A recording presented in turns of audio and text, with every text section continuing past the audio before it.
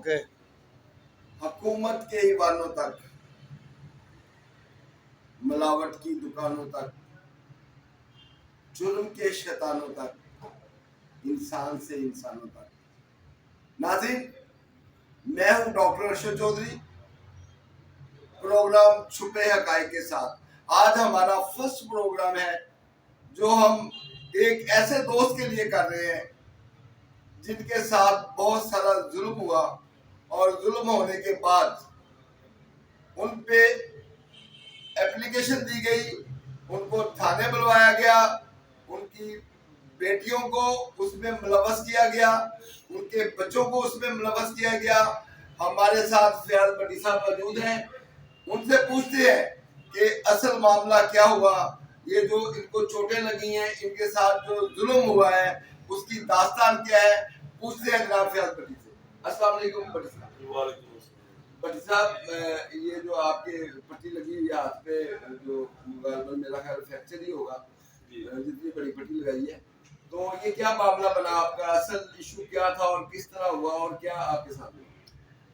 ये डॉक्टर साहब, मैं जुम्मे वाले दिन ना अपने घर में लेटा हुआ था, सोया था, तो मेरा सगा भाई जो कि मेरे घर में आया, मेरे कमरे में आया, मुझे बालों से पकड़ के नीचे गिरा दिया। सके भाई का क्या नाम है आपके? अब्दुल रज़ाक भट्टी।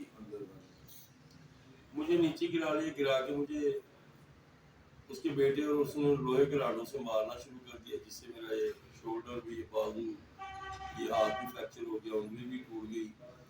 तो कोई वजह तो बनी होगी मारने की, या कोई ऐसी कोई लड़ाई चल रही थी, कोई ऐसा कोई सानिया था जिसकी वजह से वो आगे उसने मारना शुरू कर दिया, या कि पुरानी रंजिश या पुरानी दुश्मनी थी उसके साथ? वजह एक तो उससे मैंने अपने पैसे लेने थे। जी, कितने पैसे थे? पैसे तो उसकी तरफ काफ़ी हैं, मतलब 2-3 जगहों पे उसने अलग अलग जगहों से मुझसे उधार भी लिए, और मेरी हमारा जो मुश्तरका प्लाट था वो भी उसने बेचा। तो इस तरह करके वो पैसे तो उसकी तरफ काफ़ी थे। तो आपने जब उन्होंने मुश्तरका प्लाट बेचा तो आपने उसकी कोई एप्लीकेशन वगैरह मूव की? जी, मैंने एप्लीकेशन मूव की थी, और मेरी application SP model town doctor याज साहब के पास गई। तो जब उनके पास मैं गया हूँ तो उन्होंने मेरी बात ही नहीं सुनी। उन्होंने कहा आप दोनों भाई हो। मैंने उनसे ये रिक्वेस्ट भी की है कि मैं आपको एक वीडियो दिखाना चाह रहा हूँ, उस वीडियो में देख लें, मेरा भतीजा गैंगस्टर बना हुआ और नशा करता है, तो ये बंदा मेरे लिए खतरनाक है। वीडियो में क्या था? उसकी असली की वीडियो है, रज़ाक साहब की बेटे की। अच्छा, असली की वो वीडियो। जब आपने असली की वीडियो का नाम लिया तो उन्होंने कुछ नहीं कहा कि उन्होंने कहा जब तुम्हें असला दिखाए तो 1 पे कॉल कर देना। अभी मेरे दफ्तर से बाई निकली। नाज़रीन, ये सानिया है हमारे इस पाकिस्तानी कौम के साथ। मैं आईजी पंजाब और डीपीओ लाहौर और एसपी लाहौर और जितने भी आला अफसरान हैं उनकी तवज्जो दिलाना चाहता हूँ कि क्या जब जुर्म हो जाता है उसके बाद पुलिस जो है उसका मदावा बनती है, या उससे पहले अगर कोई एप्लीकेशन देता है कि मेरे साथ ये होने वाला है या मेरे साथ ये हो जाएगा, तो क्या उसका कोई पहले सदेबाब करना चाहिए या हो जाने के बाद करना चाहिए? 2:30 बजे उन्होंने पहले मुझे मारा है। रात के 8 बजे मेरा भतीजा यहाँ से जा रहा था किसी जरूरी काम पे, तो ये निश्तर के सिग्नल के ऊपर जो है ना वो ट्रैफिक ब्लॉक थी, वहाँ पे इस गैंग ने, जो कि टेबल नाम से ना गैंग का नाम है, टेबल गैंग, इस पूरे गैंग ने हवा बोल के ये पूरे लाहौर का गैंग है ये, या निश्तर? ये तो डॉक्टर मुझे नहीं पता कहाँ का है, लेकिन ये निश्तर में बड़ा सरगर्म है, और इनकी वीडियोस भी मेरे पास मौजूद है। और जितने भी मेरे रिलेटिव्स रिश्तेदार हैं जो भी मिलने जुलने वाले, सबको फोन कॉल्स करके और संगीन नताइज की धमकियाँ मुझे भी देते हैं। फील्डिंगें हमने लगाई है, हमने नाके लगाए, और वाकई इन्होंने नाके लगाए हुए हैं। मैं तो बस डरा हुआ सा बैठा हुआ हूँ कि मैं यहाँ से बाहर निकलने के लिए कासिम हूँ। तो क्या हुआ जब वो लाडो से आपको उन्होंने आगे मारना शुरू कर दिया? लाडो से मारने के बाद ये मैं बाहर निकला हूँ, देखा है तो ये चले गए हैं, लेकिन रात 8 बजे दोबारा से इन्होंने अटैक किया।